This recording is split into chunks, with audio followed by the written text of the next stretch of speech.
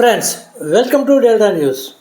కొల్లిపర మండలంలోని ఎరువుల షాపులపై గుంటూరు జేడీఏ కార్యాలయ సిబ్బంది మంగళవారం ఆకస్మిక తనిఖీలు నిర్వహించారు.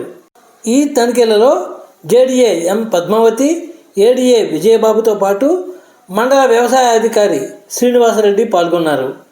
ఈ సందర్భంగా జేడీఏ పద్మావతి మాట్లాడుతూ, కొంతమంది ఎరువులు, పురుగుమందులు, విత్తనాల షాపుల నిర్వాహకులు రైతులను అధిక ధరలతో దోసుకునే ప్రయత్నం చేస్తున్నారని, ఇది సరి అయిన విధానం కాదని, ఎవరైనా అధిక ధరలకు ఎరువులను విక్రయిస్తే అట్టి వారిపై కఠిన చర్యలు తీసుకుంటామని జేడీఏ హెచ్చరించారు.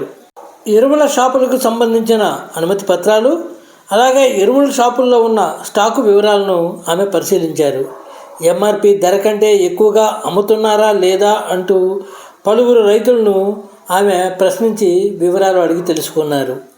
అలాగే బిల్లులపై రైతుల సంతకాలు ఉన్నాయా లేవా అన్న అంశాలను కూడా పరిశీలించారు జేడీఏ.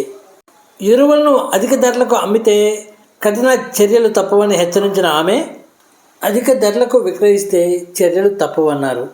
అలాగే ధరల పట్టికను ప్రతి షాపు యజమాని ప్రదర్శించాలని సూచించారు. లైసెన్సు లేకుండా ఎరువులు అమ్మితే క్రిమినల్ కేసులు నమోదు చేస్తామని జేడీఏ హెచ్చరించారు.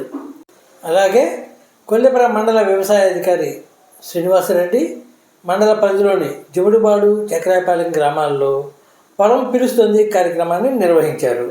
మొక్కజొన్న పంటలో కాండం తొలుసు పురుగుతో పాటు కత్తెర పురుగు ఉన్నాయని, వాటిని అరికట్టేందుకు తీసుకోవాల్సిన జాగ్రత్తలను వ్యవసాయ అధికారి రైతులకు వివరించారు.